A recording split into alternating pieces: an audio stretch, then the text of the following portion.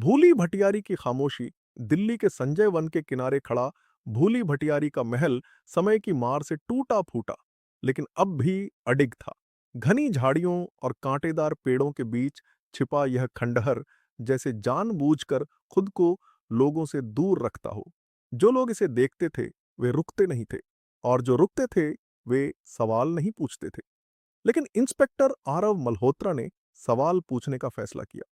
उसे साउथ दिल्ली में तैनात हुए सिर्फ 3 हफ्ते हुए थे, और इस दौरान 2 लोग संजय वन के पास रहस्यमय तरीके से गायब हो चुके थे।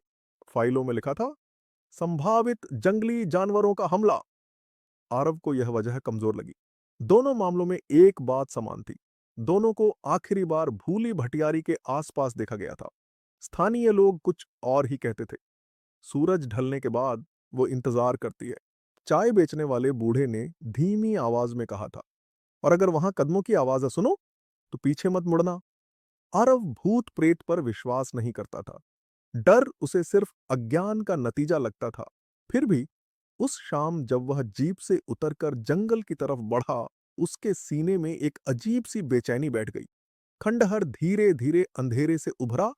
टूटी हुई मेहराबें, काले पड़े पत्थर और एक झुका हुआ बुर्ज जैसे किसी की बातें सुन रहा हो।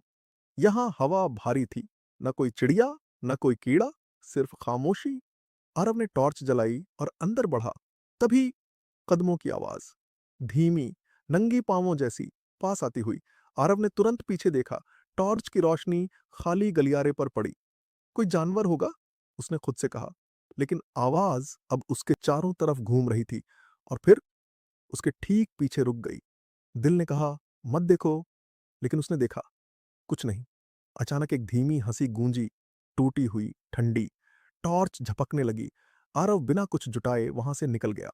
उस रात उसने सपना देखा, एक औरत बुर्ज के ऊपर खड़ी, राख से ढके घूंघट में। अगली सुबह एक और लाश मिली। इस बार शव रखा गया था, जैसे किसी ने दिखाने के लिए छोड़ा हो। पोस्टमार्टम रिपोर्ट में लिखा था, अत्यधिक डर के कारण दिल का दौरा।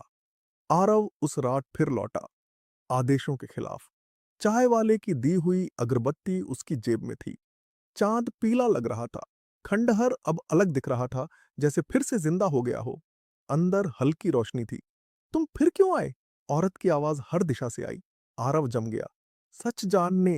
हंसी गूंजी। इंसान भूल जाते हैं, उसने कहा, और फिर डर कर याद करते हैं। अंधेरे से एक आकृति निकली। फटी पुरानी शाही पोशाक में एक औरत, त्वचा पत्थर जैसी, आंखें खाली लेकिन जागती हुई। उसे कैद किया गया था। आवाज में दर्द था। भुला दिया गया, भूखा छोड़ा गया। आरव समझ गया, भूली भटियारी का मतलब खोई हुई नहीं, भुलाई हुई औरत।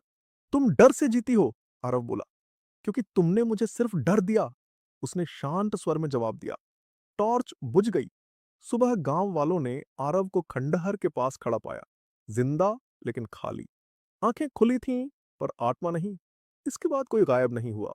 लेकिन आज भी देर रात संजय वन से गुजरने वाले कहते हैं, खंडहर के पास 2 परछाइयां दिखती हैं। एक घूंघट वाली औरत